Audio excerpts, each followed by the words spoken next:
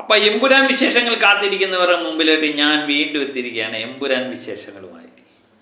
അപ്പോൾ എമ്പുരാൻ ഇന്നലെ 8ാം ദിവസമായി ഇന്നലെ ഒരാഴ്ച പിന്നിട്ടപ്പോൾ 8ാം ദിവസത്തെ കളക്ഷൻ എന്താണെന്ന് അറിയാൻ വേണ്ടിയുള്ള താല്പര്യത്തിൽ തന്നെയായിരിക്കും. വേൾഡ് വൈഡായിട്ട് 5,80,00,000 രൂപയാണ് ഇന്നലെ വേൾഡ് വൈഡായിട്ട് കിട്ടിയിരിക്കുന്നത്. അതുപ്രകാരം എമ്പുരാൻ നേടിയിരിക്കുന്നത് 234,50,00,000 രൂപയാണ് 8 ദിവസം കൊണ്ട് നേടിയിരിക്കുന്നത്. അതിൻ്റെ ഡീറ്റെയിൽ കണക്ക് ഞാൻ പറയാം. ആദ്യ ദിനം 67 കോടി രൂപയാണ് നേടിയത് എന്ന് നമുക്കെല്ലാം അറിയായിരുന്നു. അത് ഒരു ഇന്ത്യൻ സിനിമ നേടുന്ന 2025 നേടുന്ന രണ്ടാമത്തെ തുകയാണ്. അത് നമ്മൾ അറിഞ്ഞു. ആദ്യ ചിത്രം എന്ന് പറയുന്നത് ഗെയിം ചേഞ്ചർ 82 കോടി, രണ്ടാം സ്ഥാനത്ത് എമ്പുരാൻ 67 കോടി. രണ്ടാം ദിവസം 34.5 കോടി നേടി എമ്പുരാൻ വീണ്ടും മികച്ച പ്രകടനം കാഴ്ചവെച്ചു. മൂന്നാമത്തെ ദിവസം 39.35 കോടി നേടി. മൂന്നാമത്തെ ദിവസം 35 കോടി.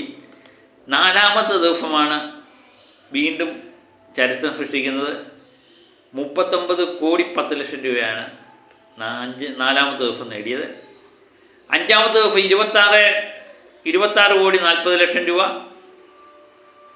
ഏഴാമത്തെ ദിവസം 9,40,00,000 രൂപ.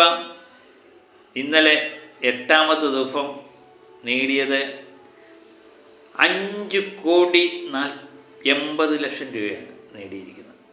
അങ്ങനെ 234.5 കോടി രൂപയാണ് എമ്പുരാൻ നേടിയിരിക്കുന്നത്. ആർക്കും സംശയമൊന്നുമില്ലല്ലോ. അപ്പോൾ ഡീറ്റെയിൽ ആയിട്ടുള്ള കണക്കുകൾ ഇതാണ്. അപ്പം ഇനിയും മലയാള സിനിമയുടെ ചരിത്രം മാറ്റി എഴുതാൻ മുമ്പിലുള്ളത് മഞ്ഞുമൽ ബോയ്സാണ്. അത് ശനി ഞായർ കളക്ഷൻ കൊണ്ട് തന്നെ തകർക്കുമെന്ന് തന്നെ നമ്മൾ പ്രതീക്ഷിക്കാം. ഇന്നത്തെ പോലെ തന്നെ നാളെയും കളക്ഷൻ ഉണ്ടെങ്കിൽ 5 കോടിക്ക് മുകളിലുള്ള കളക്ഷൻ നമ്മൾ പ്രതീക്ഷിക്കുന്നുണ്ട്.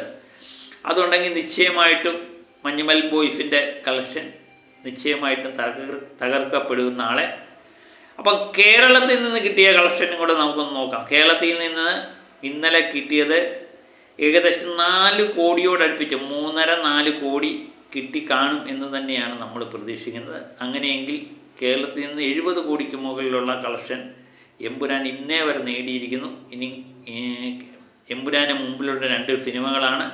ഒന്ന് ലാലേട്ടൻ്റെ തന്നെ 85 കോടി നേടിയ പുലിമുരുകൻ, 89 കോടി നേടിയ 2018 എന്നീ 2 ചിത്രങ്ങളാണ്. ആ റെക്കോർഡ് വൈകാതെ തന്നെ തകർക്കും എന്ന് നമുക്ക് പ്രതീക്ഷിക്കാം.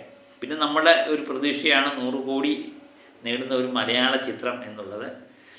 അതുപോലെ തന്നെ 100 കോടി ഷെയർ നേടിയ ഒരു മലയാള ചിത്രം, ആദ്യത്തെ ചിത്രം എമ്പുരാനാണെന്ന് ഇന്നലെ തന്നെ നമ്മൾ അറിഞ്ഞു.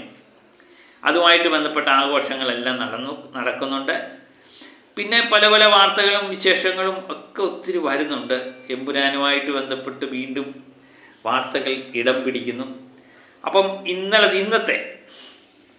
ഇന്നലത്തെ പ്രീഫെയിൽ കളക്ഷൻ എന്ന് പറയുന്നത് ഇന്നലെ രാത്രി കിട്ടിയതാണ്. 1.5 കോടി രൂപയ്ക്കടുത്ത് പ്രീഫെയിൽ വന്നിട്ടുണ്ട് എന്നാണ് അറിയാൻ പറ്റുന്നത്.